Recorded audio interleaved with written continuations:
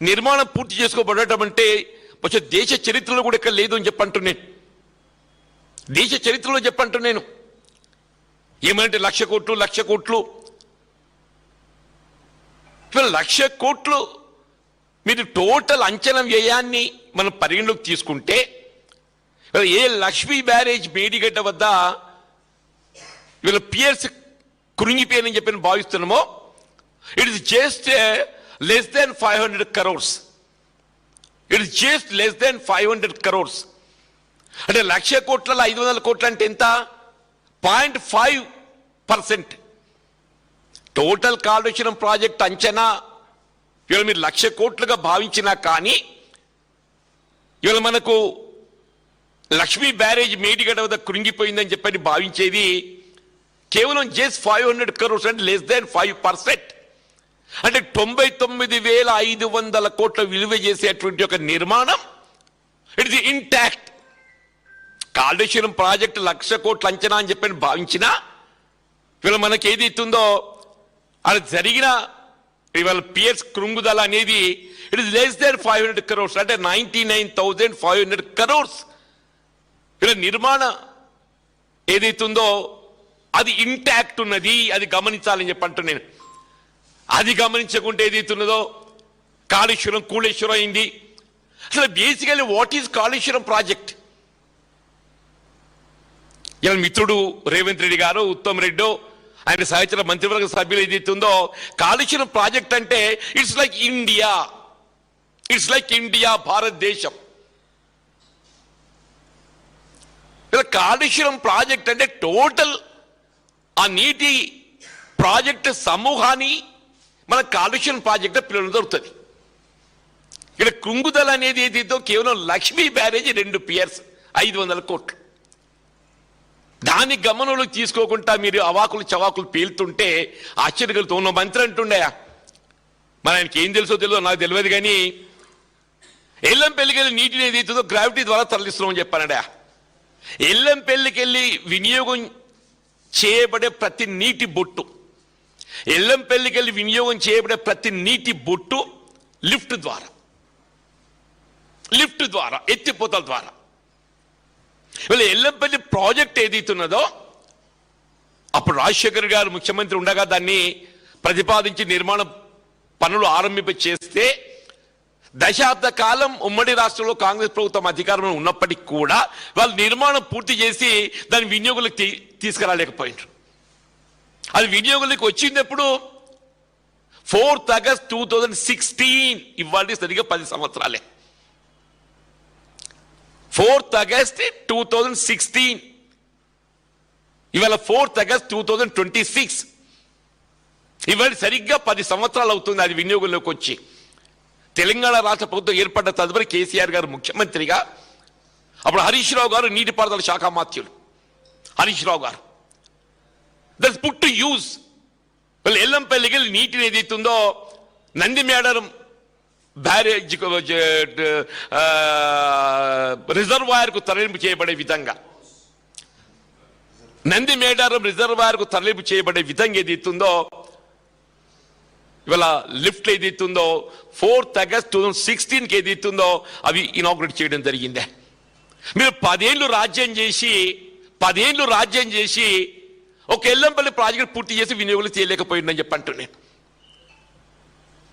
ఇప్పుడు రాజశేఖర రెడ్డి గారు అప్పుడు ఉమ్మడి రాష్ట్రంలో ఆగస్ట్ 2008 వారు శంకుస్థాపన చేస్తే తదుపరి 6 సంవత్సరాలు ఏదైతుందో ఉమ్మడి రాష్ట్రం కాంగ్రెస్ ప్రభుత్వం అధికారంలో ఉన్నదే. నీ మహారాష్ట్రలో కాంగ్రెస్ ప్రభుత్వం అధికారంలో ఉండి కూడా ఏదైతుందో నువ్వు ఒప్పందం కుదుర్చుకోలేకపోయినావు. అదే కేసీఆర్ గారు లౌక్యం ప్రదర్శించారు. ఇవాళ ఏదైతుందో ఈ భారీ నీటిపారుదల ప్రాజెక్ట్ ఎత్తిపోతలు కాళేశ్వరం ప్రాజెక్ట్ ఏదైతుందో దేశంలోనే ఇవాళ ఇంత బాహుబలి మోటార్లు, ఇవాళ మీ గాయత్రి పంప్ హౌస్ మోటార్లు ఏదైతుందో 2019 ఆగస్టు స్టార్ట్ అయినాయి. Gayatri pump house Baahubali motors ఏదైతుందో put to use 2009 within 5 years of KCR garu ముఖ్యమంత్రి బాధ్యతలు చేపట్టి 5 సంవత్సరాల లోపు ఏదైతుందో గాయత్రి పంప్ హౌస్ నుండి మీకు మిడ్ మానేరుకు నీటి తరలింపు చేసిండు విత్ ఇన్ 5 years. వాస్తవాలు ఒకలాగుంటే ఆ ఎన్డీఎస్ఏని సాకుగా చూపెట్టి ఆ నేషనల్ డ్యామ్ సేఫ్టీ అథారిటీ ఏదైతుందో దాన్ని సాకుగా చూపెట్టి ఇలా కన్నెపల్లి పంప్ హౌస్ నుండి మీకు 93.5 మీటర్ లెవెల్లో నీటి లభ్యత ఉంటే ఇవాళ నీటిని ఏదైతుందో ఎగువ అన్నారంకి ఎత్తిపోసుకునే అవకాశం ఉన్నది. అన్నారం వెళ్ళి సుందీలకి ఎత్తిపోసుకునే అవకాశం ఉన్నదే. సుందీలకి వెళ్ళి automatically it will come to Yellampalli. ఇవాళ ఎల్లంపల్లికి నీరు వస్తుందని చెప్పారంటే it is part of Kaleshwaram project. It is part of Kaleshwaram project.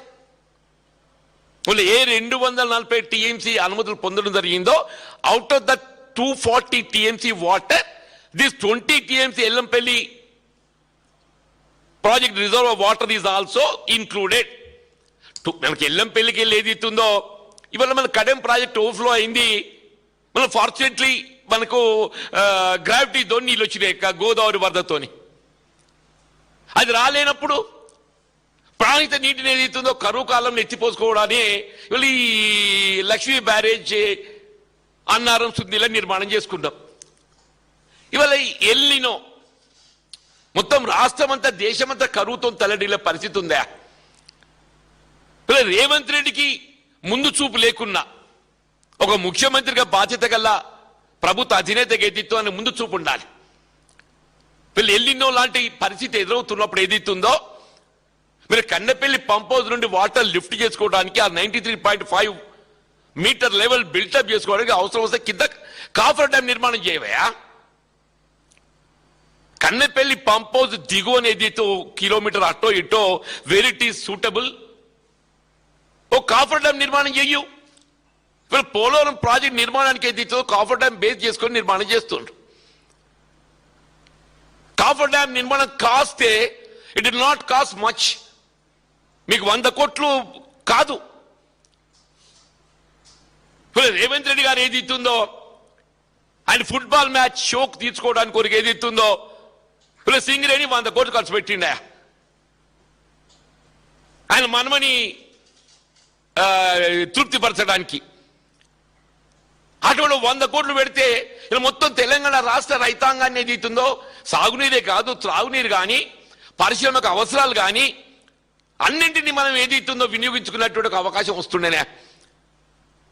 ఇవాళ మొన్న అల్పపీడన ప్రభావం ఇవాళ వచ్చిందంటే అల్పపీడన ప్రభావమే.